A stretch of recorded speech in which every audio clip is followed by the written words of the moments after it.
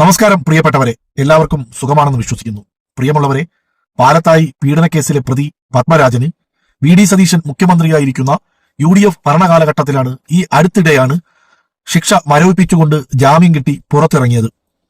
അതിന്റെ പഴിയും സഖാവ് പിണറായി വിജയന്റെ തലയിൽ കെട്ടിവെക്കാൻ ശ്രമിക്കുന്ന ഇതുപോലെയുള്ള ഇരുകാലി മനുഷ്യ പിശാചുക്കൾക്കുള്ള ഒരു മറുപടി വീഡിയോ ആണിത്. സത്യത്തിൽ ഞാൻ മറുപടി വീഡിയോ ചെയ്യാമെന്ന് പറഞ്ഞിരിക്കുമ്പോഴായിരുന്നു പ്രിയപ്പെട്ട നാസർ കോളായി സഖാവ് ഇതുമായി ബന്ധപ്പെട്ടൊരു വീഡിയോ ചെയ്തിരിക്കുന്നത് കണ്ടത്.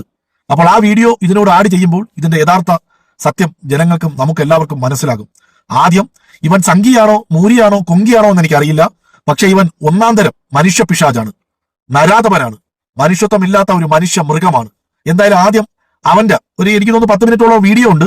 അവന്റെ വെളുപ്പിക്കാനുള്ള തുടക്കം മാത്രം കേട്ടിട്ട് നമുക്ക് നാസർ കോളായി സഖാവിന്റെ വീഡിയോയിലേക്ക് പോകാം. അഷ്റഫ് ലാങ്ങാട്ടൂരാണ്. പാലത്തായി പീഡന കേസുമായി ബന്ധപ്പെട്ട പ്രതി പത്മരാജന് ഹൈക്കോടതിയിൽ നിന്ന് ജാമ്യം ലഭിച്ചു.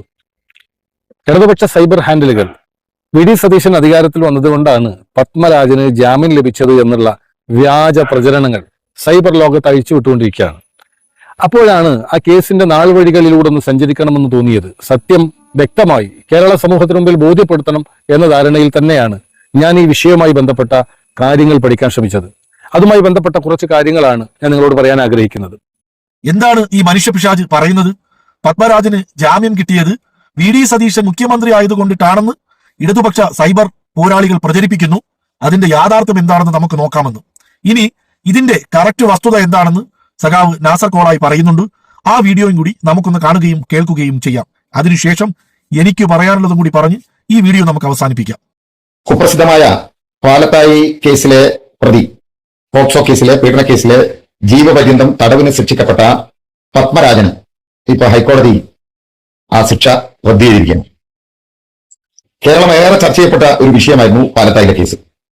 അതിന്റെ പേരിൽ വലിയ വിമർശനം നേരിടേണ്ടി വന്നതാണ് ഇടതുപക്ഷ ജനാധിപത്യ മുന്നണി ഗവൺമെന്റിന്. മുഖ്യമന്ത്രി സഖാവ് പിണറായിക്കെതിരെ, അതുപോലെ തന്നെ പാലത്തായി പ്രദേശം ഉൾക്കൊള്ളുന്ന പ്രദേശത്തിന്റെ കൂത്തുപറമ്പിന്റെ MLA ആയിരുന്ന ശൈലജ ടീച്ചർക്കെതിരെ നിരന്തരമായി മുസ്ലിം ലീഗും ജമാഅത്തെ ഇസ്ലാമിയും സകല കമ്മ്യൂണിസ്റ്റ് വിരോധികൾ നടത്തിയ നിരവധി ആരോപണങ്ങൾ, നിരവധി പ്രസ്താവനകൾ നമ്മുടെ മുമ്പിലുണ്ട്. അതുകൊണ്ട് ഞാൻ അതിന്റെ വിശദീകരണത്തിൽ കിടക്കുന്നില്ല. പക്ഷേ ഇപ്പോ ആ കേസിലെ RSSകാരനായ പ്രതി പത്മരാജന്റെ ശിക്ഷ റദ്ദാക്കി അയാൾ പുറത്തിറങ്ങും. ഇതെങ്ങനെ സംഭവിച്ചിട്ടുള്ളത്? ഇടതുപക്ഷത്തിനെതിരെ കടുത്ത വിമർശനം നടത്തി പാലത്തായിലെ കേസ് പോലും പറഞ്ഞ് ജയിച്ചു കയറി അധികാരത്തിൽ നിൽക്കുന്ന UDF ഗവൺമെന്റ് എങ്ങനെയാണ് ഈ പെൺകുട്ടികളുടെ നീതി നിഷേധിച്ചത്? അവരുടെ കുടുംബം തന്നെ പറയുന്ന കാര്യങ്ങൾ നമ്മുടെ മുമ്പിലുണ്ടല്ലോ. ഈ പ്രതി ജൂലൈ മാസത്തിലാണ് ഹൈക്കോടതിയിൽ ജീവപര്യന്തം ശിക്ഷയ്ക്കെതിരെ അപ്പീൽ കൊടുക്കുന്നത്. ബഹുമാനപ്പെട്ട ഹൈക്കോടതി ജൂലൈ 30 ഒരു കാര്യം പറഞ്ഞു. പ്രോസിക്യൂഷനോടാണ് പറഞ്ഞത്, ഈ കേസിന്റെ ഇരകളുടെ നിലപാട് അറിയിക്കണം ഈ അപ്പീലിനെ സംബന്ധിച്ച്. അത് അവരുടെ ഈ കുട്ടിയുടെ മാതാവിനോടാണ് അന്വേഷിക്കേണ്ടത്. കാരണം 10 വയസ്സും 6 മാസവും മാത്രം പ്രായമുള്ള ഒരു പെൺകുട്ടിയാണ്. അവരുടെ പൂർണ്ണ സംരക്ഷക എന്ന് പറഞ്ഞാൽ അവരുടെ ഉമ്മയാണ്. ആ ഉമ്മയെ നേരിട്ട് കണ്ട് ഈ അപ്പീൽ തന്ന വിവരം അറിയിക്കണം, അവരുടെ നിലപാട് അറിയിക്കണം. അതിനും കോടതി ഒരു നിർദ്ദേശം വെച്ചു. പാനൂർ പോലീസ് സ്റ്റേഷനിലെ CIയോട് കോടതി നിർദ്ദേശിച്ചിട്ടുള്ളത് ഒരു വനിതാ പോലീസ് ഓഫീസറെ, ഞാൻ മനസ്സിലാക്കുന്നത് ഒരു വനിതാ CI ഇവരുടെ ഉമ്മയുടെ അടുത്തേക്ക് പറഞ്ഞേക്കണം. അതും ഒന്നുകൂടി കോടതി വിശദീകരിച്ചു. യൂണിഫോമിലൊക്കെ പോയി അവിടെ ഒരു ഷോ ഉണ്ടാക്കേണ്ട എന്നുള്ള ധാരണയിലായിരിക്കും കോടതി പറഞ്ഞിട്ടുണ്ടാകുക. സാധാരണ വേഷത്തിൽ പോയി അവരോട് ഇങ്ങനെ ഒരു അപ്പീൽ വന്നിട്ടുണ്ട്, നിങ്ങളുടെ നിലപാട് എന്താണ് എന്നുള്ളത് അന്വേഷിക്കണം, അവർക്ക് നിയമസഹായം കൊടുക്കണം എന്നൊക്കെയാണ് പറഞ്ഞിട്ടുള്ളത്. പക്ഷെ നമ്മളിപ്പോ കേൾക്കുന്ന എന്താ? ആ കുടുംബം തന്നെ നേരിട്ട് പറയുന്നു. കേരളത്തിന്റെ ഹൈക്കോടതി പറഞ്ഞിട്ട് പോലും പാനൂർ പോലീസ് സ്റ്റേഷനിൽ നിന്ന് അങ്ങനെ ഒരു പോലീസ് ഓഫീസർ ഈ ഉമ്മയുടെ അടുത്തേക്കോ ബന്ധുക്കളുടെ അടുത്തേക്കോ വന്നിട്ടില്ല, ഇങ്ങനെ ഒരു കാര്യം പറഞ്ഞിട്ടില്ല. എന്നാൽ പ്രോസിക്യൂഷന് വേണ്ടി വാദിച്ചവർ പറഞ്ഞിട്ടില്ല എന്താണ്?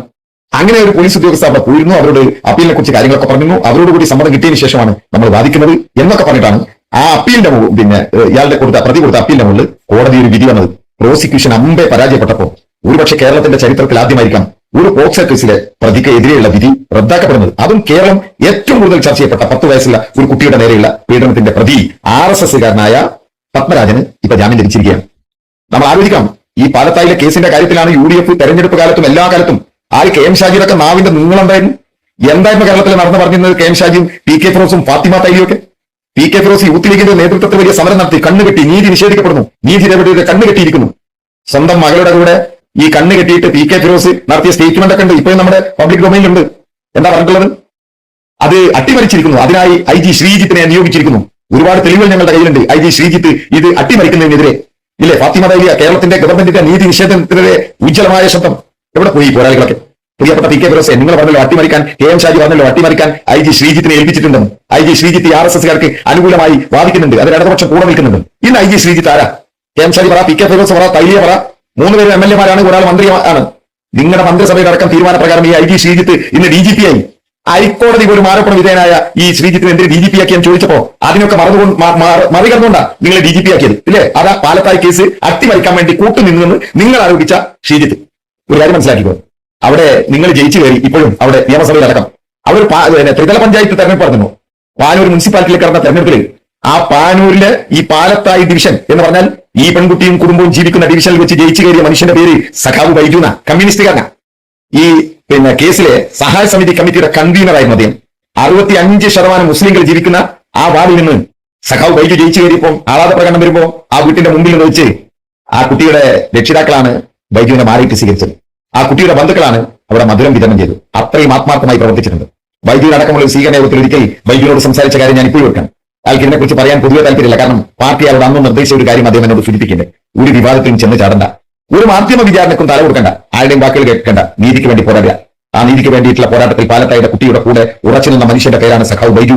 അതുകൊണ്ടാണ് ആ ബൈജു അവിടെ നിന്ന് ജയിച്ചു കയറിയത്. ആ കുട്ടിക്ക് നീതി കിട്ടിയിരുന്നു ബൈജു അടക്കമുള്ള ആളുകളുടെ പോരാട്ടത്തിൽ. ആർക്ക് പാർട്ടിക്കാരുണ്ടായിരുന്നു കാണണ്ട, ഏതായാലും നീതി കിട്ടിയിരുന്നു. ഇടതുപക്ഷ ഗവൺമെന്റിന്റെ പ്രോസിക്യൂഷൻ ശക്തമായി വാദിച്ച് ആ പാലത്തായുടെ പെൺകുട്ടിക്ക് നീതി വാങ്ങിക്കൊടുത്തപ്പോ പി കെ ഫിറോസെ, കെ എം ഷാജി, ഫാത്തിമ തൈലിയ, മുസ്ലിം ലീഗ്, ജമാഅത്ത് ഇസ്ലാമിക്കാരെ, നിങ്ങൾ കൊണ്ടുവന്ന ഈ ഗവൺമെന്റ് ഉണ്ടല്ലോ, ആ ഗവൺമെന്റിന്റെ അഭിഭാഷകന്മാർ, പബ്ലിക് പ്രോസിക്യൂട്ടർമാരടക്കം, പാനൂർ പോലീസ് സ്റ്റേഷനിലെ ഉദ്യോഗസ്ഥന്മാരടക്കം നെറുകേട് കാണിച്ചിട്ട് ആ കേസിലെ പ്രതിയെ വെറുതെപ്പെട്ടിരിക്കുന്നു. RSSകാരനെ RV ബാബുവും ശൈലജ ശശികല ടീച്ചറൊക്കെ പോയിട്ട് നിവേദനം കൊടുത്തിരുന്നു. എന്തിനാണെന്ന് ഞങ്ങൾക്ക് അറിഞ്ഞില്ല. മുമ്പ് വലിയ വിവാദം ഉണ്ടാക്കിയ വിശ്വ ഹിന്ദു പരിഷത്തിന്റെ പ്രവീൺ തൊഗാഡിയെ ഒരു നിവേദനത്തിന്റെ പേരിൽ കേസിൽ നിന്ന് പിൻവലിച്ചു വിട്ട ചരിത്രമുള്ള UDF കേരളത്തിൽ ഭരിക്കുന്നത്. അതുകൊണ്ട് അട്ടിമറികൾ സംശയിക്കപ്പെടുന്നു. 30 കൊണ്ട് ഭരിക്കുമെന്ന് പറഞ്ഞ RSS 3 കൊണ്ട് കേരളം ഭരിക്കുന്ന കാലത്താണ് ഈ പത്മരാജന് കേസ് പിൻവലിച്ചിരിക്കുന്നത് എന്ന് ജനാധിപത്യ കേരളം ഒന്ന് ശ്രദ്ധിക്കുന്നത് നന്നായിരിക്കും. കേട്ടല്ലോ, നാസർ കോളായി സഖാവ് വ്യക്തമായിട്ട് പറഞ്ഞു. എന്താണ്, ജൂലൈ മാസത്തിലാണ് ഈ ശിക്ഷ മരവിപ്പിക്കാൻ വേണ്ടിയിട്ട് പാലത്തായി കേസിലെ പ്രതി പത്മരാജൻ അപ്പീൽ കൊടുത്തതെന്ന്. ഈ കഴിഞ്ഞ ഏപ്രിൽ മാസത്തിൽ ഇലക്ഷൻ നടന്നു, 16ാമത് നിയമസഭാ തെരഞ്ഞെടുപ്പ് നടന്നു. മെയ് മാസത്തിൽ റിസൾട്ട് വന്നു, UDF അധികാരത്തിൽ വന്നു. മെയ് മാസം അവസാനത്തോടുകൂടി VD സതീശൻ മുഖ്യമന്ത്രിയായും രമേശ് ചെന്നിത്തല ആഭ്യന്തരമന്ത്രിയായും ലീഗിലെ 5 ഇബിലീസിന്റെ സന്തതികൾ മന്ത്രിമാരായി മുന്നണിയിൽ കൂടി ആ മന്ത്രിസഭ നിലവിൽ വന്നു. അതിനുശേഷം ജൂൺ മാസവും കഴിഞ്ഞ് ഈ കഴിഞ്ഞ ജൂലൈയിലാണ്, അതായത് കഴിഞ്ഞ മാസമാണ് ഈ പറയുന്ന പത്മരാജൻ അപ്പീൽ കൊടുത്തത്. ആ അപ്പീൽ കൊടുത്തപ്പോഴാണ് ഹൈക്കോടതി പറഞ്ഞത്, പാനൂർ CIയോട് വിളിച്ചു പറഞ്ഞത്, ഈ ഇരയുടെ വീട്ടുകാർക്ക് എന്താണ് പറയാനുള്ളതെന്ന് രേഖപ്പെടുത്തണമെന്ന്. അത് രേഖപ്പെടുത്താതെ പ്രോസിക്യൂഷൻ ദുർബലമായി നിന്നതുകൊണ്ട് മാത്രമാണ് പാലത്തായിലെ കേസിലെ പ്രതിക്ക് ജാമ്യം കിട്ടിയത്. ആ പെൺകുട്ടിക്ക്, അതായത് അധികാരം കിട്ടാനും വോട്ട് കിട്ടാനും ഭരണം കിട്ടാനും ആ പെൺകുട്ടിയുടെ, ആ ഇരയുടെ, ആ നിരപരാധിയായ പെൺകുട്ടിയുടെയും കുടുംബത്തിന്റെയും പേരുപയോഗിച്ച് തന്നെയാണ് ഇവർ അധികാരത്തിൽ വന്നത്. അധികാരത്തിൽ വന്നതിനു ശേഷം ആ പെൺകുട്ടിയെ പീഡിപ്പിച്ച ഈ പത്മരാജൻ എന്ന് പറയുന്ന നരാധമന് എല്ലാ ഒത്താശയും ചെയ്തു കൊടുത്തിട്ട് ഒരു ഉളുപ്പുമില്ലാതെ, ഒരു നാണവും മാനവും ഇല്ലാതെ ഇങ്ങനെ സോഷ്യൽ മീഡിയയിൽ വന്ന് അതിനെ ന്യായീകരിച്ച്, അതും പിണറായി സഖാവിന്റെ തലയിൽ കെട്ടിവെക്കാൻ ശ്രമിക്കുന്ന ഇവനെ പോലെയുള്ള ഇരുകാലി മൃഗങ്ങൾ, നാൽക്കാലി മൃഗങ്ങളെക്കാൾ അതപ്പതിച്ചു പോയ ഇതുപോലെയുള്ള ഇരുകാലി മൃഗങ്ങൾ നാടിന് ആപത്ത് തന്നെയാണ്. ഞാൻ ആലോചിച്ചു പോവുകയാണ്, ഇവന്റെയൊക്കെ വീട്ടിലെ പെണ്ണുങ്ങളുടെ അവസ്ഥ എന്തായിരിക്കും? തെറ്റു ചെയ്താൽ അത് തെറ്റാണെന്നും, അതൊരു പെൺകുട്ടിയല്ലായിരുന്നു, ആ പെൺകുട്ടിക്ക് വേണ്ടിയിട്ടുള്ള നീ ഒന്നും വേണ്ടണ്ട, നീ അതിനെ സപ്പോർട്ട് ചെയ്യണമെന്ന് പറയുന്നില്ല, നീതിക്ക് വേണ്ടി നിൽക്കണമെന്നും പറയുന്നില്ല. പക്ഷേ നീതികേട് നീ കാണിക്കാൻ പാടില്ലായിരുന്നു. കാലം നിനക്കും ഇതിനുള്ള ശിക്ഷ കാത്തു വെച്ചിട്ടുണ്ട്. അത് നിനക്ക് തന്നെ വന്നു ചേരുകയും ചെയ്യും. പിന്നെ PK പിറു എന്ന കൊട്ട പിറുവിനോട് പറയാനുള്ളത്, നിന്റെ മകളെയും ചേർത്ത് വെച്ചിട്ടാണ് 10 വോട്ടിന് വേണ്ടി ആ പെൺകുട്ടിയുടെ പേരും ആ ഇരയായ പെൺകുട്ടിയുടെ പേരും പറഞ്ഞ് നീ നാടകം കളിച്ചത്. നിന്നോടൊന്നേ പറയാനുള്ളൂ, നിന്റെ കൂടെ നിൽക്കുന്ന നിന്റെ മകളെന്ന് വിശ്വസിക്കുന്ന ഈ പൊന്നുമോളോട് നിനക്കുള്ളത് ആത്മാർത്ഥമായ ഒരു പിതാവിന്റെ സ്നേഹമാണെങ്കിൽ ഇതിനെതിരെ നീ പ്രതികരിക്കും. ഈ നീതി നിഷേധത്തിനെതിരെ നീ പ്രതികരിക്കും.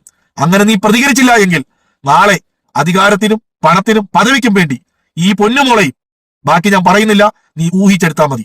പ്രിയപ്പെട്ടവരെ, ഈ നീതി നിഷേധത്തിനെതിരെ, ഈ സംഘപരിവാറിന് വേണ്ടിയുള്ള എല്ലാ ഒത്താശയും ചെയ്തു കൊടുക്കുന്ന ഈ 3 MLA-മാരുള്ള BJP കേരളം ഭരിക്കുന്ന ഈ ജനാധിപത്യ വിരുദ്ധതയ്ക്കെതിരെ എല്ലാ ജനാധിപത്യ മതേതര സ്നേഹികളും ഒരുമിച്ച് നിന്നുകൊണ്ട് ഇതിനെതിരെ പ്രതികരിക്കുക തന്നെ വേണം. കാരണം ഇതിനെതിരെ നമ്മൾ കണ്ണടച്ചാൽ നാളെ ഇതിനേക്കാൾ വലുതും നമ്മൾ കാണേണ്ടി വരും. അപ്പോഴും നമ്മൾ നിശബ്ദരായിരിക്കേണ്ടി വരും. എല്ലാവർക്കും നന്മകൾ നേരുന്നു.